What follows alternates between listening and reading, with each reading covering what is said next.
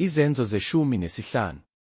Kwehla abathile eJudiya, bafundisa abazalwane ukuthi, uma ningasokwa ngomthetho kaMose, ningesindiswe. Kuthe ukuba kuvele ukuphambana nokuphikisana okukhulu phakathi kwabo noPawulu noBhanaba, banquma ukuba oPawulu noBhanaba nabathile kubo bakhuphukele eJerusalema kubapostoli namalunga ngaleyo ndaba. Ngalokho bephelekezelwe yibandla badabula iFenike neSamariya, balandisa ukuphenduka kwabezizwe, benzela bonke abazalwane intokozo enkulu. Sebefikile eJerusalema bamukelwa yibandla nabapostoli namalunga, bakubika konke uNkulunkulu abekwenzile ngabo. Kepha kwasukuma abathile behlelo labaFarisi abakholwayo, bathi kumelwe ukuba basokwe, bayalwe ukugcina umthetho kaMose. Base bebuthana abapostoli namalunga, ukuze bayihlole leyo ndaba. Sebephikisene kakhulu, wasukuma uPetru, wathi kubo, madoda, bazalwane, niyazi ukuthi sekukade uNkulunkulu wakhetha phakathi kwenu ukuba abezizwe bezwe izwi levangeli ngomlomo wami, bakholwe. uNkulunkulu owazi inhliziyo wabafakazela, ebapha uMoya oNgcwele njengathi, futhi akahlukanisanga ngalutho phakathi kwethu nabo, ehlambulula izinhliziyo zabo ngokukholwa. Manje-ke nimlingelani uNkulunkulu ngokubeka ijoka entanyeni yabafundi, obaba nathi esasingenamandla okulithwalana. Kepha siyakholwa ukuthi sisindiswa ngomusa weNkosi uJesu ngandlelanye nabo. Isixuku sonke sathula, babelalela oBhanaba noPawulu belanda ngezibonakaliso nangezimangaliso zonke uNkulunkulu abezenzile ngabo phakathi kwabezizwe. Kepha sebethulile, uJakobe wathatha wathi, madoda, bazalwane, ngilaleleni. uSimeyoni uselandile ngokuhlela kukaNkulunkulu ekuqaleni ukuba athathele igama lakhe isizwe kubo abezizwe. Namazwi abaprofethi ayavumelana nalokho, njengalokho kulotshiwe ukuthi, emva kwalokho ngiyakubuya, ngiyakhe futhi indlu kaDavide ewileyo, ngibuye ngakhe okudilikileyo kwayo, ngiyimise, ukuze abaseleyo babantu kanye nabezizwe bonke bayifune inkosi elibizwe phezu kwabo igama lami.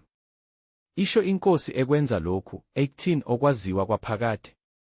Ngakho mina ngithi masingabakhathazi labo kwabezizwe abaphendukela kuNkulunkulu, kodwa masibalobele ukuba bayeke amanyala ezithombe, nawobufebe, nawokuqumbeleneyo, nawegazi. Ngokuba uMose unabo abashumayelayo emizini yonke kwasezizukulwaneni zasendulo efundwa emasinagogeni amasabatha ngamasabatha.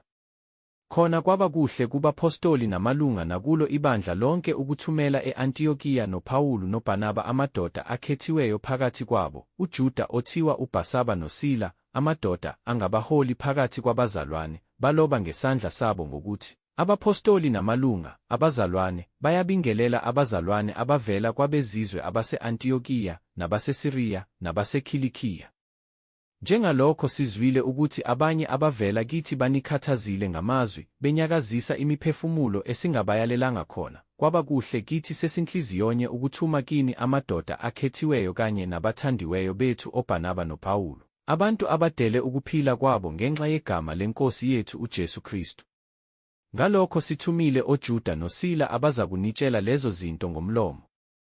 Ngokuba kwaba kuhle kuMoya oNgcwele nakithi ukuba singanithwesi umthwalo omkhulu ngaphandle kwalezi zinto ezifunekayo zokuthi niyeke okuhlatshelwe izithombe, negazi, nokuqumbeleneyo, nobufebe, uma nizilinda kulezo zinto, noba nenza kahle. Salani kahle. Ngakho sebemukisiwe behlela e-Antiyokiya, balibutha ibandla, balinika incwadi. Sebeyifundile bathokoza ngenduduzo yayo. OJuda noSila, njengokuba nabo bengabaprofethi, babaduduza abazalwane ngamazwi amaningi, babaqinisa.